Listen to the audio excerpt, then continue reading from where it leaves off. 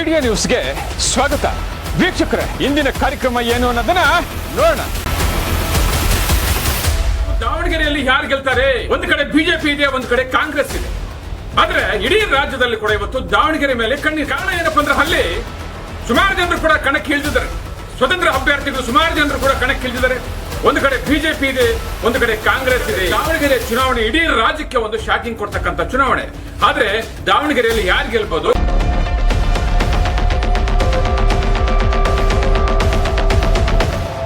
ಓಂ ನಮ ಶಿವಾಯ. ಐಡಿಯಾ ನ್ಯೂಸ್ಗೆ ಸ್ವಾಗತ. ಇಲ್ಲಿ ಕಾಣ್ತಕ್ಕಂಥ ಗೋಮಾತೆಗೆ ಸುಮಾರು ವರ್ಷಗಳ ಇತಿಹಾಸವಿದೆ. ಪ್ರತಿನಿತ್ಯ ಕೂಡ ಭಕ್ತಾದಿಗಳು ಹರಿದು ಬಂದು ಗೋಮಾತೆಗೆ ನಮಸ್ಕರಿಸುತ್ತಿದ್ದಾರೆ. ಒಂದಲ್ಲ ಎರಡಲ್ಲ ಸುಮಾರು ಕಾರ್ಯಕ್ರಮಗಳು ಸಕ್ಸಸ್ ಆಗ್ತಾನೆ ಇದೆ. ಭಕ್ತಾದಿಗಳು ಹರಿದು ಬರುತ್ತಿದ್ದಾರೆ. ನೀವು ನೋಡಬಹುದು, ನಮ್ಮ ಚಾನೆಲ್ ಅಲ್ಲಿ ಸುಮಾರು ಎಪಿಸೋಡ್ಗಳನ್ನ ಸಕ್ಸಸ್ ಮಾಡಿರ್ತಕ್ಕಂಥ ಇತಿಹಾಸ ಈ ಗೋಮಾತೆಗಿದೆ. ಆದ್ರೆ ಇವತ್ತು ಕರ್ನಾಟಕದಲ್ಲಿ ಉಪಚುನಾವಣೆ 2 ಕ್ಷೇತ್ರಗಳಲ್ಲಿ ನಡೆಯಿತು. ಆದ್ರೆ ಒಂದು ಕ್ಷೇತ್ರ ಹೈ ವೋಲ್ಟೇಜ್ ಕ್ಷೇತ್ರ ಅಂತ ಹೇಳ್ಬೋದು. ಆ ಕ್ಷೇತ್ರದಲ್ಲಿ ಯಾರು ಗೆಲ್ಬಹುದು ಅನ್ನೋದನ್ನ ಇವತ್ತು ಬಸವನ ಮುಂದೆ 2 ಫೋಟೋವನ್ನು ಇಡ್ತೇವೆ. ಒಂದು ಕಾಂಗ್ರೆಸ್ ಬಿಜೆಪಿ 2 ಫೋಟೋವನ್ನು ಇಡ್ತೇವೆ. ಆದ್ರೆ ದಾವಣಗೆರೆಯಲ್ಲಿ ಯಾರು ಗೆಲ್ಲಬಹುದು ಅನ್ನೋದನ್ನ ಇವತ್ತು ನಮ್ಮ ಬಸವ ತೋರಿಸ್ತಾನೆ. ಯಾರನ್ನ ಗೆಲ್ಸುತ್ತೋ, ಯಾವ ಫೋಟೋ ಹತ್ರ ನಿಂತ್ಕೊಳ್ಳುತ್ತೋ ಬನ್ನಿ ನೋಡೋಣ. ನಮಃ ಶಿವಾಯ, ನಮಃ ಶಿವಾಯ, ನಮಃ ಶಿವಾಯ.